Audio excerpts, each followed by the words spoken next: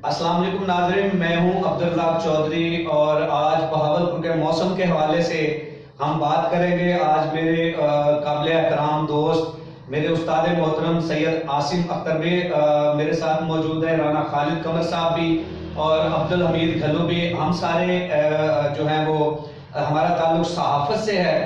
तो आज मैंने राना साहब को फ़ोन किया तो उन्होंने कहा कि जी मैं तो ऑफिस में हूँ रहबर के, मेरे उस्ताद मोहतरम के पास। तो मैंने कहा मैं 20 मिनट में पहुंच रहा हूँ। तो इन्होंने कहा जी आप आ जाए, वैसे आपके 20 मिनट होते तो घंटे वाले हैं। मैंने कहा जी नहीं, अब वो बात नहीं है। मैं वहां पहुंचा हूं तो हम ट्रस्ट कॉलोनी में बैठे हुए थे, वहां पर दूध नहीं था चाय वाले के पास ना। तो प्लान ये हुआ कि आज जैसा सुहाना मौसम है, आप जानते हैं कि पूरे पाकिस्तान में बारिशों का सिलसिला भी जारी है, तो ठंड बहुत ज्यादा लग रही थी वहां पे। तो अब्दुल हमीद घल्लू साहब ने कहा कि जी आप मेरे पास चलें, मेरे ऑफिस में। अच्छा, वैसे वहां पर चाय भी पिएंगे। ठंड तो मुझे लग रहा है हीटर भी लगा हुआ है, नाज़रीन आप पीछे देख लें। जी जी जी, हीटर लगा हुआ है और दरवाजा बंद है, कमरा बंद है और आप बंदे को देखें गौर से तो ठंड अभी भी लग रही है। हाँ बिल्कुल ऐसे मैंने वहां भी ये बात नोट की, मैंने कहा वहां पे जैमन हो सकता है कि जो ठंड लग रही हो, लेकिन इसकी आदत से मुझे लग रहा। लेकिन मैंने पूछा, मैंने कहा भाई तू चौधरी है कि ये काय का चौधरी है? अरे मैंने कहा जी वो ठंड लग रही है। सर्दी मैंने उसने बताया कि यार मैं उनका चौधरी हूँ जिनको वाकई ठंड लगती है। हाँ जी तो जी वहां से फिर प्लान बना, हम लोग वहां से निकले और घल्लू साहब के पास आ गए।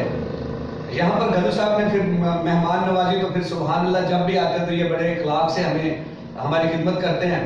तो जलेबियां आ गई, फिर साथ पकौड़े और हरी हरी चटनी, तो फिर क्या बात है, यकीन करें मजा आ गया। वो खाए हैं, उसके बाद अभी उन्होंने चाय मंगवाई है, ये बड़ा थर्मास आप देख लें, घर से चाय मंगवाई, होटल वाली नहीं है। तो हमारा प्रोग्राम बना के चले जी, हम आप दोस्तों से भी हमारी जो ये खुशी है, ये खुशगवार लम्हात जो है इनको कैप्चर करके आपको भी दिखाएं। तो आप भी बताइएगा कि हमारा ये प्रोग्राम आपको मोहब्बत वाला, दोस्तों वाला ये छोटा सा प्रोग्राम कैसा लगा। तो सैयद आसिम अख्तर, राना खालिद कमर और अब्दुल हमीद घल्लू, मुझे तो आप जानते हैं मैं आपका छोटा भाई चौधरी अब्दुल रज़ाक। तो आज मौसम ऐसा प्यारा है ना, दिल करता है कि कोई गर्म गर्म खाबे शाबे हो तो मतलब दोस्तों के पास जाए और खाए। अच्छा, आप में से हमें दावत कौन दे रहा है? सैयद आसिम अख्तर, राना खालिद कमर और अब्दुल हमीद घल्लू और आपका छोटा भाई अब्दुल रज़ाक। तो आप हमें कमेंट्स में इनवाइट कर सकते हैं, कोई बात नहीं, खाना पीना तो सबका आप जानते हैं कभी तो अल्लाह की तरफ से होता है, बस आप जरा दिल बड़ा करें और हम आपके पास आ रहे हैं। फिर खाबों की बात चल रही है, तो खाबों, मैं राना खालिद हूँ जी। खाबों की बात चल रही है क्योंकि आपको पता है खाबे हो और बंदा लाहौर आधी से ज्यादा जिंदगी लाहौर गुजारी हो, और फिर खाबों के हवाले से जो है ना जिक्र हो और उसकी राह में टपके ये मुमकिन नहीं है। इन्होंने जो कि खाबों का जिक्र किया है, तो आसिम अख्तर यार ये बताएं, बहावलपुर आप कई सदियों से बहावलपुर के रिहायशी हैं, मुझे ये बताएं कि बहावलपुर में जो खाबे हैं, खाबों का मतलब ये लाहौरी खाबे नहीं है, बहावलपुर में भी खाबे यहाँ भी हैं, बड़ी बड़ी मशहूर चीजें हैं। बहावलपुर में बड़े अच्छे खाने मतलब रियासत के हवाले से भी इसका अपना एक मकाम है और हर इलाके का वैसे टेस्ट अपना होता है। नाज़रीन मैं आपको टेस्ट के हवाले से बताता जाऊँ। अल्लाह साहब वापस हुए घल्लू साहब, आजम साहब, मेरे बच्चे जो है, मैं चूँकि अभी बच्चे इधर ही हैं बहावलपुर में ही, तो उनका टेस्ट जो है ना अभी वो लाहौर से अभी बहावलपुर वाले खानों पे कन्वर्ट नहीं हो रहा। मैं बड़ा परेशान हूँ, बल्कि मुझे कुछ भी ऐसी चीज़, मिसाल के तौर पर कोई रिवायती चीज़ लेनी है या फास्ट फूड वगैरह, तो मैं आसम को यार आसम मुझे बताएं यार, मैं जिंदगी लाहौर गुजारी अभी जो है ना मुझे जो है यहाँ तो मुझे बताएं, ये मुझे घर में गाइड करते हैं कहाँ से ले? हाँ वो साथ जाते हैं, सरकारी गाइड नहीं करते, साथ जाते हैं। तो ये चले का मतलब ये है कि मुझे थोड़ा बहुत पता चल रहा है। तो मुझे ये बताएं आसम, खाबों के हवाले से, क्योंकि आप जैसा कि मैंने कहा बाकायदा जो है ना यहाँ पे भी निज़ाम है, चौक बाजार में भी रात को जो बड़ी बड़ी महफिलें लगा करती थी, हमारा बचपन जैसे गुजरा, तो क्या अभी भी वो महफिलें सही थी हैं? अभी भी वहाँ पे वो दाल और वो सारा निज़ाम? जी हाँ, आप सही कह रहे हैं। बहावलपुर खाबों के हवाले से बहुत रिच सिटी है और यहाँ लाहौर का अपना नाम होगा, लेकिन बहावलपुर को लोग जानते हैं, मुझे पता है कि कौन कौन ऐसी जगह हैं कि जहाँ आज भी लोग टेस्ट के लिए वहाँ जाते हैं। मिसाल के तौर पर भावलपुर में जो पुराना नाम है जिसको कि हम कह सकते हैं खोता कसाई। खोता कसाई, बड़ा अजीब सा नाम है खोता यार कसाई। खुदा का हो कहाँ खोता का जिक्र करते हैं, खोता का लाहौर का जिक्र आया वहाँ पे खोते का ये तो भावलपुर का मशहूर आपने मिला था, आपने कसाई खोता रख ली है। आपने जब खापों की बात की ना लाहौर की, तो लाहौर कैप्टन की बात कर रहे हैं क्योंकि आपने बात की लाहौर की खापों की, तो लाहौर के खापों की बात है, फिर खोतों का बात जिक्र ना हो तो अब मैंने कहा आप मुझे छेड़ रहे हैं, मुझे यही लग रहा है कि लाहौर में खोता आया हुआ है। मैंने भी यही समझा कि राणा साहब को आप छेड़ रहे हैं। नहीं आप इनको छेड़ नहीं रहा, वैसे छेड़ भी रहा हूँ, लेकिन साथ में खोता कसाई भी होता था यहाँ। अच्छा, और उसके पास एक मुलाजिम होता था बिहारी, अच्छा बिहारी, जो कि बड़ा मशहूर यहाँ पुराने लोग आप सारे जानते होंगे जो पुराने यहाँ रहने वाले हैं। उसके पास एक बिहारी मुलाजिम था, बेसिकली वो था भी बांग्लादेश का, तो यहीं रह गया डेथ हो गया। तो खोता कसाई का जो खाना था, उसका जो पाए थे, उसका कतई ही मतलब नहीं है कि वो खोते पकाता था। खोते बनाना था। उसके बारे में मशहूर ये था कि उसका जहन खोते की तरह था। अच्छा, लेकिन वो चीज़ बात पे आ ही जाए ना, अब फिर वो आ जाएगा। और उस दौर का बच गया उनसा। तो यार राणा साहब आपने मेहरबानी करें, मजाक न करें, लेकिन मेहरबानी करें। नहीं तो है यार, नहीं वो हाँ दौर का अपना बच गया। हाँ। उस दौर का था, चले ठीक है। अच्छा। क्योंकि अगर वज़ीर आज़म में बात है तो बात बहुत से और वज़ीर आज़म जी, में अच्छा आप सीरियस ना लें, ये ऐसी बात है।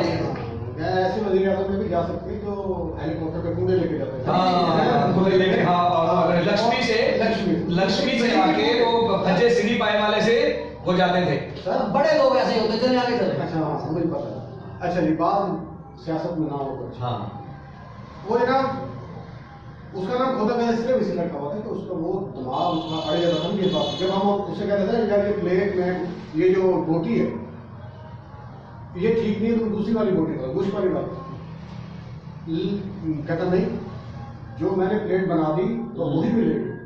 रोटी वो अपनी मर्जी की डालता था। अच्छा, चेंज नहीं करता था। जी, वो अड़ जाता था, कहता नहीं जो मैंने प्लेट बनाई ना तो वही है। तो उस वजह से उसका नाम लोगों ने खोता कसाई रखा, क्योंकि इसका एक बात नहीं मानता बात नहीं मानते, इसकी करने हुई उसकी अपनी मर्जी। अब फिर उसको एक मुलाजिम होता था बिहारी। बिहारी।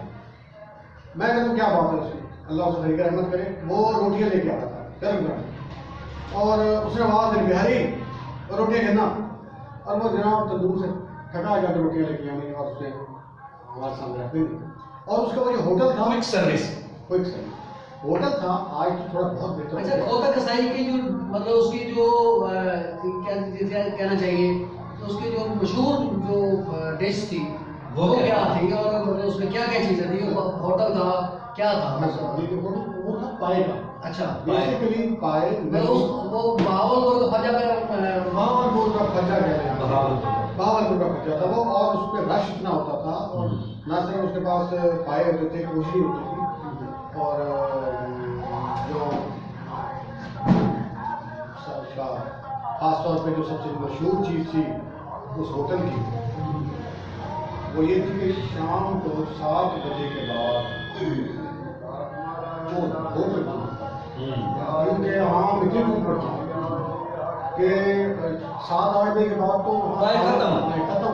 अच्छा, इसलिए लोग पहले से लाइन में लगे होते थे। अच्छा, ये बात फजर के टाइम शुरू हो जाते हैं, और नहीं फजर के टाइम शुरू दोपहर को शुरू होता था, दोपहर को शुरू होना और अच्छा खत्म होता था। जैसे आज भावलपुर में माजरत वो रूटीन है, जैसे यहाँ में थोड़ा देखिए आप फर्क ये है, लाहौर में फजर ये जो फज्जा सीढ़ी पाए वाले, नहीं ये जो पाए वगैरह हैं ये नाश्ता है। अच्छा, नाश्ता है। हाँ, ये 12-1 बजे जो है ना ये चीजें कम ही मिलेगी। लेकिन मालूम मैं आपको एक चीज बताता चलूं कि भावलपुर में जो ट्रेंड है वो इस तरह है कि भावलपुर में कैप्टन बहुत मशहूर है, जैसे सर ने बताया वो खोते अच्छा, ये वाला। लंच भी ये सारी चीजें हैं। हाँ, ये चीजें सारी यहाँ रात को मिलती है, और 9 बजे के बाद मैंने तो जो सुना है या फिर जिसमें मैंने खाए भी हैं, टेस्टी हैं, तो 9 बजे के बाद तकरीबन 8:30-9 बजे वो कैप्टन के पाए मिलते ही नहीं। अच्छा, इसी तरह फिर वो लंच और डिनर जी जी ये ओके जी। अच्छा जी, मैं वही बात आपको बढ़ा दें, वो 7 बजे 7:30 खत्म।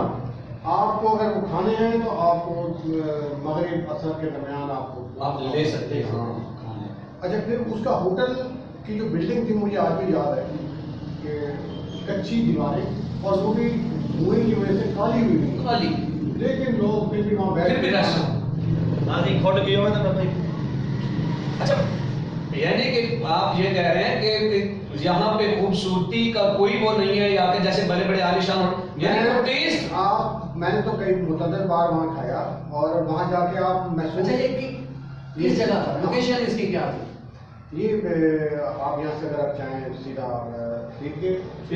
कॉर्पोरेशन वहाँ बोरी का गेट है, मतलब नवाबा मल्ला मल्ला नवाब, नवाब। उधर से आके मल्ला नवाबा की तरफ जाते हैं तो वहाँ ये दुकान है, आज भी मौजूद है, उसका बेटा चला रहा है। अच्छा अच्छा, तो अब भी टेस्ट वही है पहले वाला या कुछ है? टेस्ट का तो बहुत फर्क पड़ गया। अच्छा, इसीलिए तो फिर कैप्टन आ गया ना, जब उसका टेस्ट खत्म हुआ तो फिर नया नया। ये था वो पहला एरा भावलपुर का जिसमें कि लोग यहाँ वो पाए के लिए सिर्फ खोते कसाई के पास, खोते कसाई के पास। असल नाम आज तक किसी को नहीं पता, किसी को नहीं पता। लेकिन खोता कसाई। खोता कसाई मशहूर है। उसके बाद कैप्टन के पाए। पाए। अरे कैप्टन से मुराद वो कोई आर्मी का कैप्टन नहीं था। अच्छा, आर्मी का क्रिकेट टीम का कैप्टन था। क्रिकेट टीम का कैप्टन था। अच्छा नाज़रीन, आपको बताते चले जैसा कि बहावलपुर में कैप्टन बहुत मशहूर है, तो आज सर बता रहे हैं कि वो कोई आर्मी का कैप्टन नहीं था, क्रिकेट टीम का कैप्टन था, तो उस वजह से उसका नाम कैप्टन पड़ गया। अच्छा, वैसे हो भी नहीं सकता जो आर्मी का कैप्टन है वो इस तरह का काम नहीं करते, अब वो पाए और काम करते हैं आगे बेचे, चलते। पाए बेचे। अच्छा, जी, जी। तो उनको ये खाने पाने में काम में ना ही लाए। जी जी जी, अच्छा जी, मेहरबानी कर चले। खैर मैं क्या कह सकता हूँ कि कैप्टन के पाए आपने अगर नहीं खाए तो कुछ नहीं खाया। कुछ नहीं खाया। वेरी क्यों? गुड। कि वो आज भी इस वक्त पूरे भावलपुर में सबसे मशहूर दुकान समझी जाती है और वहाँ भी सेम वही खोते कसाई की तरह रश होता है और 7:30-8 बजे तक आपका जो है बिल्कुल ख़त्म हो जाएगा चांस कि आप वहाँ जाके खा सकते हैं, क्योंकि वहाँ रश इतना होता है। और वहाँ भी पाए, गोजरी, मगज और इस तरह की चीजें होती हैं शाम में।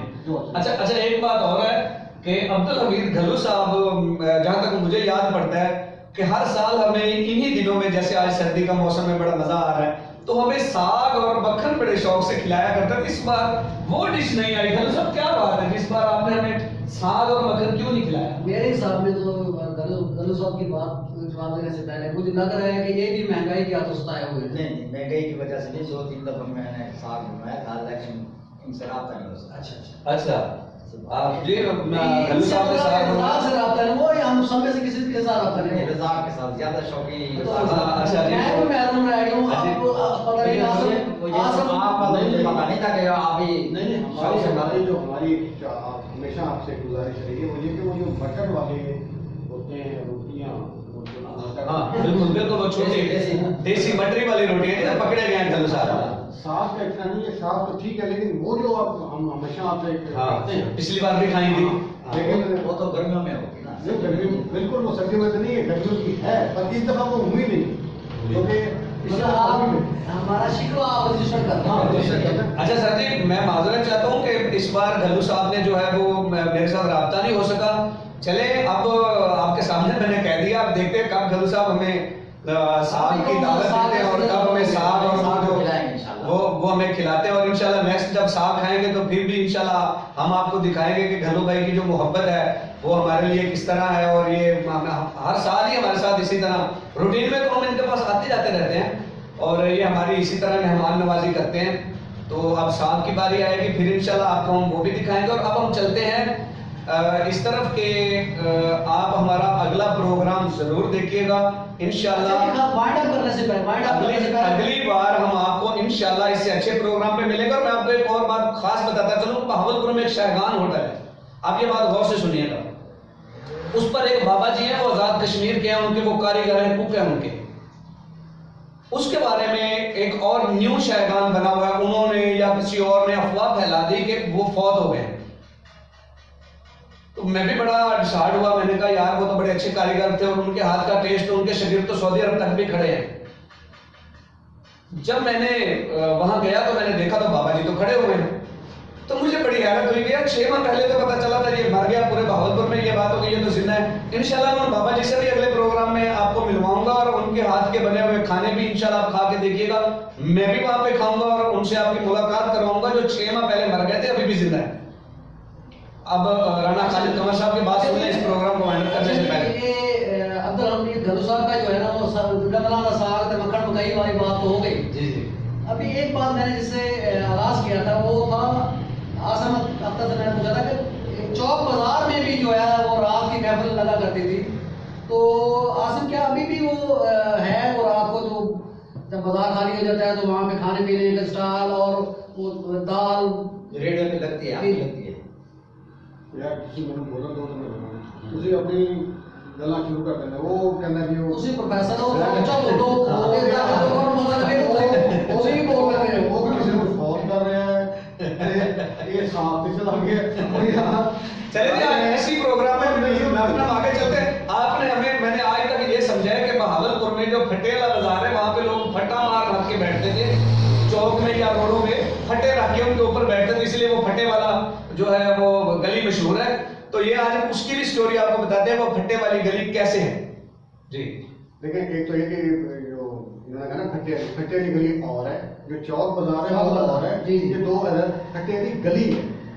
जो फट्टे वाली गली इसलिए मशहूर है कि ये अंदरून शहर की मुखियाली गली और सुनहरे गली के पास करके है, और इसको फट्टे वाली गली इसलिए कहते हैं कि वहाँ सीवरेज के लिए, क्योंकि ओपन सीवरेज होता था नवाब साहब के दौर में, तो वहाँ उन्होंने सीवरेज के लिए नीचे गटर बनाया हुआ था, तो उस गटर को साफ करने के लिए ऊपर ढक्कन लगे होते थे, और उस पूरी गली में कोई तकरीबन 15-20 लोहे के ढक्कन है, बड़े ढक्कन थे ऊपर, तो इसलिए वो जो कि पहले फट्टे होते थे, अब ढक्कन रख दिए, तो फट्टे वाली गली के नाम से मशहूर है। अच्छा अच्छा अच्छा, मैं आज तक ये समझता हूँ कि वहाँ पे लोग फट्टा रख के उसके ऊपर बाजार था बैठते थे, उसमें फट्टे हैं। आपने बात को नया रुख दे दिया है। अब अगला प्रोग्राम जो है ना इस हवाले से करना है कि जब बड़े बड़े जो शहर हैं, जो आज कोई तख्त लाहौर है तो कोई पाकिस्तान का कैपिटल है, जब वहाँ पे लोग जाए हाजत के बाद ये रोडों का वटों का इस्तेमाल करते थे और वाशरूम का कोई निज़ाम नहीं था। बहावलपुर वो रियासत है जहाँ पे बकायदा ये सिस्टम मौजूद था, सीवरेज का निज़ाम मौजूद था। ये बात इन्होंने जो की है उससे आप ये देखेंगे अगले बार जब हो तो इस हवाले से भी आपने प्रोग्राम करना है और इस तरक्की और उस दौर में तरक्की के हवाले से भी आपने बात करनी है। राणा साहब की बात को आगे बढ़ाऊंगा और एक हिंट देता जाता हूँ कि ये बात है पाकिस्तान बनने की 47-48 की, जब नवाब ऑफ बहावलपुर को सेकेंड वर्ल्ड वॉर में अपनी अफवाज भेजने के सिले में इनाम के तौर पर, क्योंकि नवाब साहब ने अपनी अफवाज भेजी थी बरतानिया के फौज के साथ, वो लड़ी थी सेकेंड वर्ल्ड वॉर, तो बल्कि बरतानिया ने उन्हें कमोबेश तकरीबन 1.5 करोड़ पाउंड इनाम के तौर पर यहाँ के नवाब साहब को बतौर हिस्सा जो उनका बनता था इनाम का, जो तमाम अफवाज में तकसीम हुआ था तो इनके पास जो आया था वो दिया था।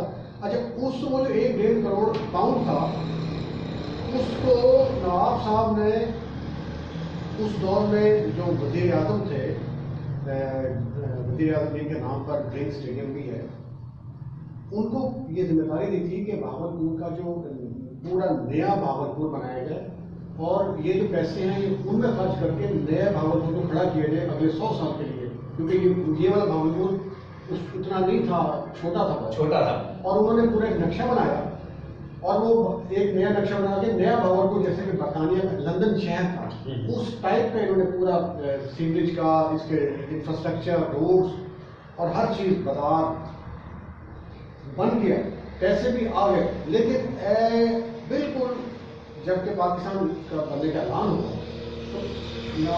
तो शायद मोहम्मद अली जिन्ना ने अपील की थी क्योंकि उनके पास पैसे नहीं थे। आपको पता भी है कि बहावलपुर वाहिद रियासत है जिससे कि यहाँ के कई महीने की तनख्वाहें दी सरकारी मुलाजमीन की, लेकिन ये शायद किसी को नहीं पता कि नवाब साहब ने अपने शहर की ये भी कुर्बानी दी कि वो जो तमाम इंफ्रास्ट्रक्चर को बेहतर बना के नया बहावलपुर लंदन के स्टाइल में बनाना था, उसके भी पैसे नवाब साहब ने जिन्ना को, कायदे आज़म मोहम्मद अली जिन्ना को दे दिए ताकि पाकिस्तान पे खर्च हो सके। तो हम तो यहाँ तक अपना कुछ, हम भी उस नवाब साहब ने सही अपना निशान बनाया हुआ था अपने उस परचम का जिसके पर पेलिकन। पेलिकन अपने जिस्म का गोश्त भी नोच के अपने बच्चों को खिला देता है। तो हम लोगों ने तो अपने गोश्त नोच के पाकिस्तान को खिलाया, बहावलपुर रियासत में। नाज़रीन बात ये गौर से सुनिएगा कि पेलिकन जो है वो ऐसा परिंदा है कि वो जब भूख लगी हो और कोई चीज ना उसके पास खाने को तो अपना जिस्म का गोश्त नोच कर अपने बच्चों को खिलाता है। तो जो बहावलपुर के नवाब थे, नवाब सर सादिक मोहम्मद अब्बासी साहब, तो उन्होंने भी यही किरदार अदा किया। जो बहावलपुर को डेवलप करने का उनका मंसूबा था, जो पैसे थे वो भी उठा के कायदे-ए-आज़म मोहम्मद अली जिन्ना को दे दिए कि ये हमारे पाकिस्तान पे खर्च हो जाए। ये थी बहावलपुर की कुर्बानियां जो आसिम अख्तर की ज़बान हम सुन रहे हैं जी। और मेरा ख्याल इस चीज का किसी को नहीं पता था कि वो पैसे कहां से आए जी। तो मैं वही बढ़ाऊंगा कि हम तो इतनी कुर्बानी दें और आप हमारे साथ ये करें कि स्पीडो बस उठा के वहाँ ले जाएं, यहाँ के हॉस्पिटल वहाँ ले जाएं, हैं यहाँ की जितनी भी हेल्थ और यहाँ के आवाम के आमदरफ्त की जो सहूलत की चीज़ें हैं अब वो उठा के डीजी खान और लाहौर में ले जाएं। तो फिर वो गलत तो नहीं कहते कि जो ये कहते हैं कि जी लाहौर के फवारों में जो पानी निकलता है वो चोलिस्तान का पानी है, जो कि चोलिस्तान को मिलना चाहिए। वही पानी अगर यहाँ चोलिस्तान के लोगों को मिल जाए तो ये एक ग्रीन रेवोल्यूशन आ सकता है पूरे पाकिस्तान में कि अगर हमारा डेजर्ट आबाद हो जाए, चोलिस्तानियों को पानी मिल जाए। बड़े अफसोस से कहना पड़ रहा है कि जो लाहौर के फुआरों में से पानी निकलता है वो चोलिस्तान का पानी है। चोलिस्तान का और बहावलपुरियों का खून है, बहावलपुरियों का हिस्सा है जो लाहौर के फुआरों से पानी लाहौरियों के साथ शिकवे हमारे साथ जिंदगी रहे हैं। लाहौरियों के साथ साथ अभी जो आपको जो जनूबी पंजाब से ताल्लुक रखते हैं जनाब उस्मान गुलजार साहब, वो तो आपके खित्ते के हैं ना। वो क्या कर रहे हैं आपके साथ? अब उन्होंने पहला ऑर्डर जो है उससे लाहौरियों का तो आप शिकवे हर साथ जिंदगी रहे हैं, क्या इनके साथ भी हमारा शिकवा बनता है? कि क्या पहले दिन जब ऑर्डर किए वो वजीर आला आए हैं, अगला दिन जो पहला ऑर्डर हुआ है वो स्पीडो को सब यहाँ से निकालना है? सर वो आपके इससे बड़ा क्या बहुत अफसोस है हमारे बहावलपुर के हुक्मरानों पे, हमें बहुत अफसोस है। सुने कि हमारे इस मामले में हमारे साथ जाति में लूट खसूट में हमारे वसाइल के कब्जे में ना लाहौर वाले पीछे रहे हैं ना मुल्तानी ठगों उससे पीछे रहे हैं। मुल्तानियों को वो ठग तो बनारस के मशहूर थे, बनारस से खाया जाता था, लेकिन मैं समझता हूँ उनके शागिर्द जी हैं, ये उनके अभाव इजाद है। बनारस वाले इनकी वजह से मशहूर हैं। हमारे साथ जो ठगी जो है इन्होंने की है मुल्तानियों ने, ये अब नया ठग आ गया है डरगाजी खान वाला। हमारे साथ तो हमारी तरक्की तो हजम ही नहीं होती। उनका पहले थे इनके जो मुल्तान वाले, वो कहते थे कि जी इनको तो नवाब साहब जो है ना वो तरक्की दे गया था कि जनाब इनको तो जरूरत ही नहीं है, ये तो पहले से तरक्की याफ्ता इलाका है बहावलपुर, लिहाजा हमें दे दे। जी सर आप बताइए इस पे मुल्तान के हवाले से आपका क्या कहना है? मैं इनकी बात को सेकंड करूंगा राणा साहब की। लाहौर ने जुल्म किया, मुल्तान ने किया, उसका अफसोस इसलिए नहीं कि वो गैर थे, लेकिन वो कहते हैं ना कि जब तक एक दरख्त को उस वक्त तक कुल्हाड़ा नहीं काट सकता जब तक कि उसके दस्ते में लकड़ी का वो दस्ता ना हो, उसमें लकड़ी का दस्ता ना हो। तो वो लकड़ी का दस्ता ही कुल्हाड़े को इस काबिल बनाता है दरख्त को काटे। तो बड़ी माजरत के साथ मैं यही कहूँगा कि ये जो हमारे वज़ीर आला इस वक्त हैं, उन्होंने खुद नहीं, यहाँ का एक मकामी MPA था जिसके कहने पर, जिसने अपने नंबर बनवाने के लिए, जिसने अपनी वजारत लेने के लिए उसको ये कहा कि भाई ये जो स्पीडो बस है इसको तो फायदा नहीं, हमें जरूरत नहीं है, ले जाओ आप। और वो उसे उठा के ले गया वहाँ, वरना उसकी जरूरत थी कि वो यहाँ से। और बात देखें कि वो हमारी बसें वहाँ से जो जिसने कैसे उठा के दी और अल्हम्दुलिल्लाह 6 महीने बाद ही उसको ऐसे निकाला जैसे दूध में से मक्खी को निकाला जाता है वजारत से। जी नाज़रीन मैं आपको ये भी दिखाऊंगा इंशाल्लाह, इसी वीडियो में मैं एडिट करूंगा वो जो बहावलपुर में स्पीडो के लिए उनके स्टेशन वो बनाए गए जहां जहां पे उन्होंने ब्रेक करके सवारियां लेनी थी, उतारनी थी, तो मैं आपको दिखाऊंगा। बहुत अफसोस से कहना पड़ता है कि आज वहां पे कुत्ते फिर रहे होते हैं, मुझे बड़ा दुख हो रहा है। आप वहां देखेंगे उनका हालात क्या और कितनी खूबसूरत जगह बना के उसको वो वीरान कर दिया गया है। तो बात को आगे चलाते हैं, तो घालू साहब बड़े खामोश बैठे हुए हैं, मैं चाहता हूँ कि ये भी कुछ कहें।